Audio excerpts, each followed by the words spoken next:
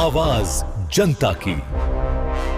पर जो फीडबैक हम लोग के पास आ रहा है, जितने सर्वेस, जितने रुझान हम लोग के पास आए हैं, इस बात में हम लोग को कतई कोई संदेह नहीं है कि आउट ऑफ 121 सीट्स हम लोग 100 सीटें, 100 के आसपास की सीटें हम लोग बहुत आराम से जीत रहे हैं। कल रात भर तक हम लोग फीडबैक ले रहे थे।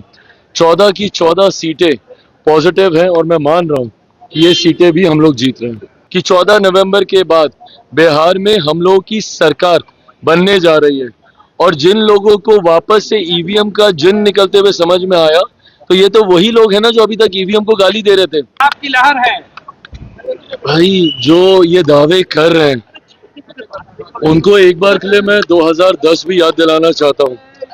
2005 में एनडीए की सरकार बनने के बाद जिस तरीके से 2010 में भी इसी तरीके से वोटिंग हुई थी और हम लोगों की सीटों की संख्या बढ़ी थी, तो ऐसे में आज मैं ये मानता हूं जिस तरीके से प्रोकम्बेंसी है, जिस तरीके से डबल इंजन की सरकार के ऊपर जनता का विश्वास बढ़ा है। पिछले 1 साल से मेरे प्रधानमंत्री जी ने जो निरंतरता में बिहार आकर बिहार और बिहारियों के लिए योजनाओं को समर्पित करने का काम किया, इसने विश्वास बढ़ाया है हमारी डबल इंजन की सरकार के ऊपर। और मैं ये मानता हूं कि ये जो मत प्रतिशत बढ़ा है, ये उसी विश्वास की वजह से बढ़ा है। और बहरहाल अब ज्यादा दिन बचे नहीं है, 14 तारीख को तो परिणाम आ ही जाएंगे।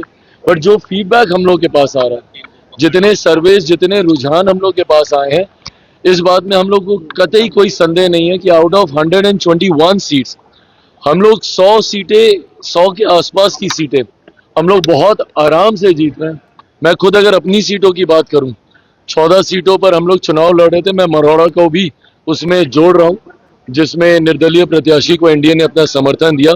अगर मैं उनकी भी मैं बात करूं तो 14 की 14 सीटों पर कल रात भर तक हम लोग फीडबैक ले रहे थे। 14 की 14 सीटें पॉजिटिव हैं और मैं मान रहा हूं कि ये सीटें भी हम लोग जीत रहे हैं। आज तेजस्वी यादव ने विजय सिन्हा का वीडियो ट्वीट करके कहा है, उन्होंने कहा है कि 14 नवंबर को ईवीएम की चिट्ठी निकलने वाला है। ये सारी बातें कहने का मैं समझ सकता हूँ, चुनाव का समय है, उनको भी अपने कार्यकर्ताओं के मनोबल को बढ़ाए रखना है, इसीलिए वो ये सारी बातें कह रहे हैं।